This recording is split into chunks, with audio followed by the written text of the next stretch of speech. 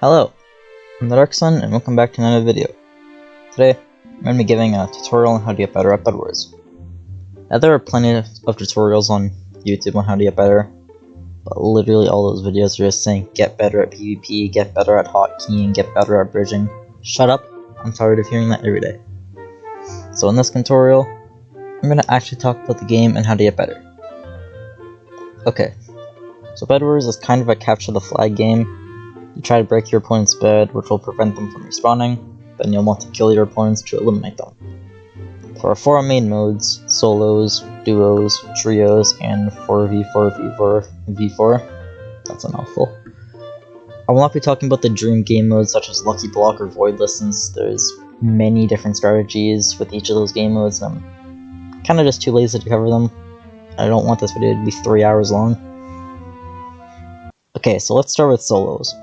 In solos mode, you're put up against 7 other players.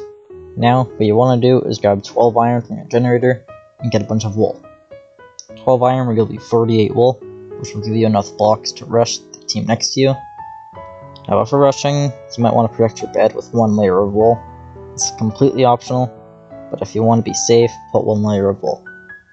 Then after, quickly decide if you want to go for the team on your left or right.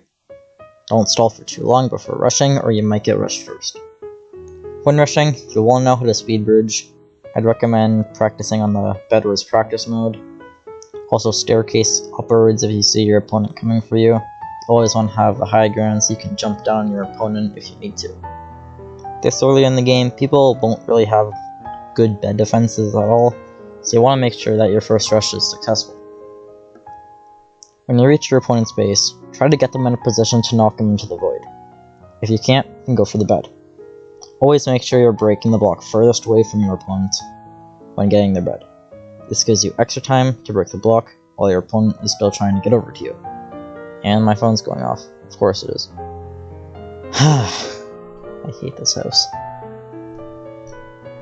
So anyway, if you end up dying, I usually just rush back with a stone surge, shut up phone, and finish what I started. But if you see your opponent getting wood or endstone, you might want to grab a pickaxe or axe as well, or TNT. TNT costs 4 gold, while pickaxe and axe each cost 10 gold, not gold, 10 iron, sorry, and TNT is very useful when breaking bed defenses and TNT jumping. If you end up getting rushed yourself, you'll still want to have the high ground, but if your opponent is too close to your island, you'll want to stand back, or you'll just kind of knock them to the void. Quickly look around and see if there's any particles above your opponent's head. If there are particles, this means they have TNT, so you'll want to be careful. If they have TNT, try and cover up your bed as much as possible with wool near the spot where you're going to try dropping the TNT. This will decrease the chances of your bed getting exposed. And after placing the TNT, they will most likely drop down and try to knock you in the void, so be careful. But this is where the PvP aspect of Bedwars begins. Blah blah blah, get better CPS, get better accuracy, learn the combo, very important. I'm sure you've heard that several times by now. Anyways, after your first rush, this is where the game gets a bit more complicated. Your main priority is getting diamonds, emeralds, and iron armor. You always want to make sure that you have better gear than your opponent. Iron armor will cost 12 gold, so it's not exactly the cheapest thing in the world, but it's also not really that expensive if you think about it. And when getting diamonds, I would start off by getting a minor fatigue trap. Traps will activate when an opponent is at your island, so you can get ready to void if you need to, or try and get their bed if you know that you can't void in time. And then after traps, I usually go for protection 1 and sharpness. In solo mode, protection is a little more useful than sharpness, so I recommend that first. With your emeralds, the main items you want are ender pearls and potions. Ender pearls cost 4 emeralds, so it's quite expensive, but very useful when attacking your opponent's island, or if you need to escape, since you can just teleport away.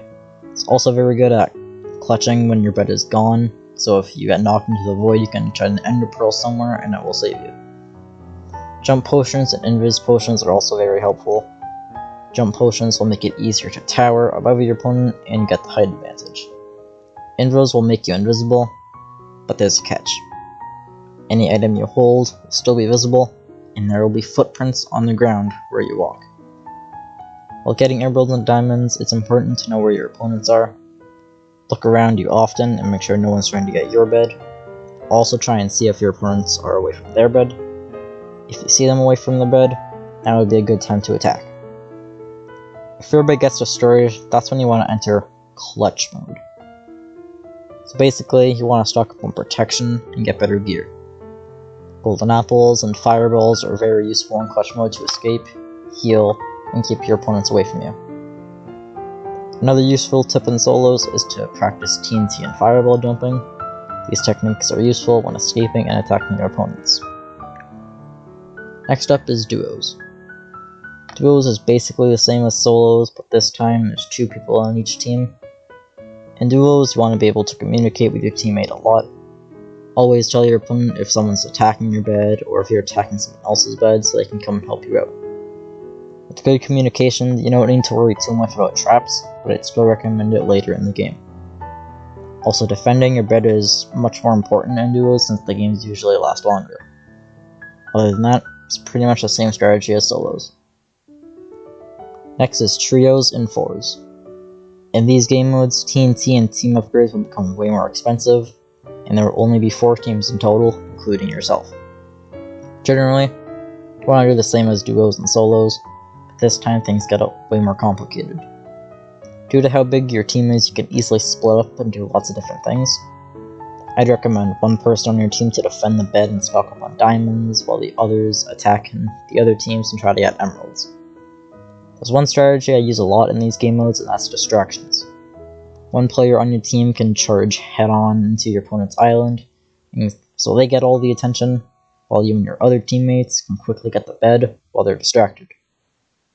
If your opponent has several layers on their bed defense, it's useful to learn how to block yourself in while attempting to get their bed. Always have blocks around you to slow your opponents down while you're trying to get their bed defense. That's basically what blocking yourself in is. These games usually take the longest since so much is always happening. Anyways, hope this guide helped you out, and I will see you in the next video. But before you go, consider subscribing. I would really like to reach 100 subs by the end of the summer, and would really help me out, so like, comment, subscribe, and bye.